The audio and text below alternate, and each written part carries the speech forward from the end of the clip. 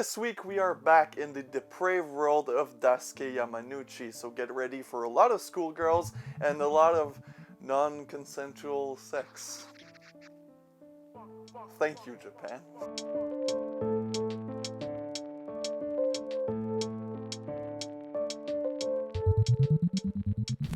Yes, this week we are of course talking about Girl Hell, probably Daisuke's most infamous film. It's been covered a lot, but I wanted to put my little take on it.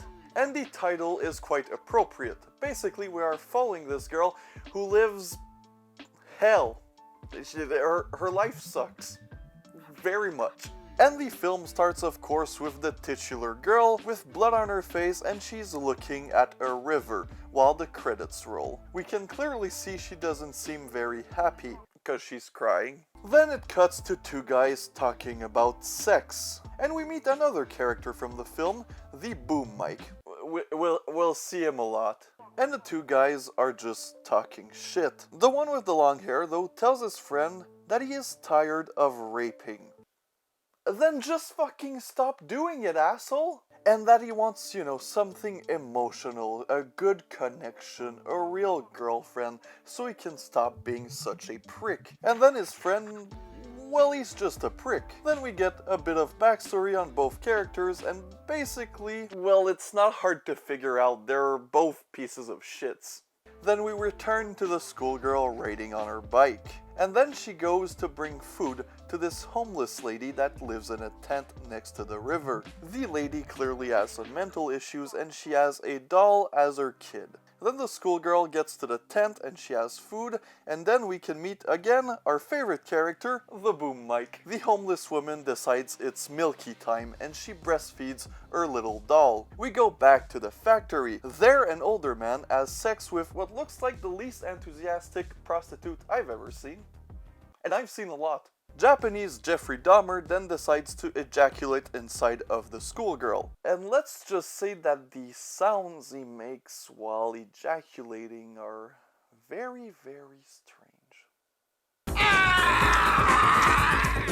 And after they're done, of course, the girl cleans herself. And the older man really wants to keep the tissue she wiped her pussy with. Like, I know my addiction and collection of buying movies seems weird to a lot of people, but at least I don't collect my own cum. During that time, her favorite schoolgirl got her bike seat stolen, and she decides to walk with the bike. She then meets the prostitute who just sold used cum, and they talk, and we discover that they're both 17. Yeah, if the prostitute is 17, well, I'm 12. And that's where we get the hell part of Girl Hell 99. She walks into her home, and she hears some sounds. We can't see anything, but we can clearly hear a man having sex. And we can assume it's her father, but we know that her mom is absent. Therefore, he's having sex with the daughter. Sweet home Alabama, I'm coming into my daughter. Dad finishes and goes see our schoolgirl to, fill up on her, and she rejects him and pushes him away and starts biting herself. Then when the dad leaves for work, I guess, we get the reveal of what he just did to his own daughter. And I know I've been critical of Daisuke Yamanouchi's previous films, but I have to give credit to him on this one. The reveal of what the dad just did to the daughter, with hard cuts of diapers with shit in them, food, cigarette butts, and just seeing the clearly crippled daughter attached like arm to legs, doggy style, and you know what happens, really did fucking make me uncomfortable. Like, when I saw the diapers, I gagged. The schoolgirl then takes care of the sister. She puts new bandages on her, cleans her up, cleans the wounds, and then the sister just starts giving her shit. This woman really can't catch a fucking break. And again, that scene is kind of heartbreaking. The sister is just bashing her, telling her that she is just jealous and that she's happy that she's crippled now and all kinds of shit. And then she just spits on her. Not a good day. Then we go back to the workers and long-haired guy is talking about our schoolgirl. and how he fell in love with her. He keeps on rambling and rambling, saying to his friend that she'll save him and that dating her will make up for all the horrible shit he's done. During that time, his friend of course just laughs at him because, you know, a scene ago he said he was tired of raping people. And then the movie continues to prove to us that the schoolgirl is the only redeemable person in this entire fucking movie. She washes the homeless woman's doll for her, and then she kind of gets this weird mommy fetish, and she starts, well, sucking on her titty. Believe it or not, that's not the weirdest got milk ad campaign I've seen.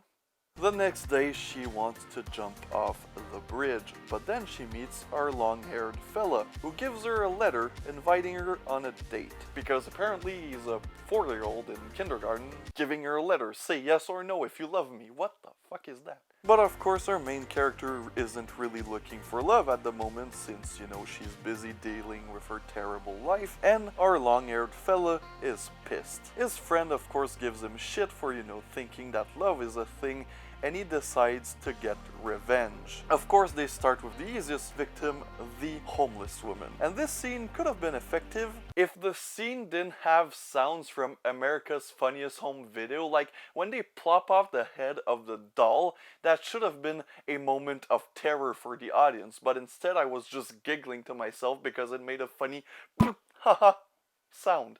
They then beat her until she's unconscious, and the other guy goes full necromantic on her. When schoolgirl goes back home, she gets interrupted by a man who says he's from an education committee and that she's been selected for a school grant. She is very happy but doesn't want to talk about it in her home since, you know, she has a weird fucked up dad. So he invites her into his car, and we see that he's not really who he says he is. He's just the pervert who stole the bike seat to sniff it, I guess. While she's distracted with that weird pervert, the two guys show up at the home and they kill the father. Finally, something good in this movie happens. Jesus Christ, that took a while. But then, of course, since they're, you know, the biggest assholes on earth, they decide to torture and rape the sister, who I guess was a virgin.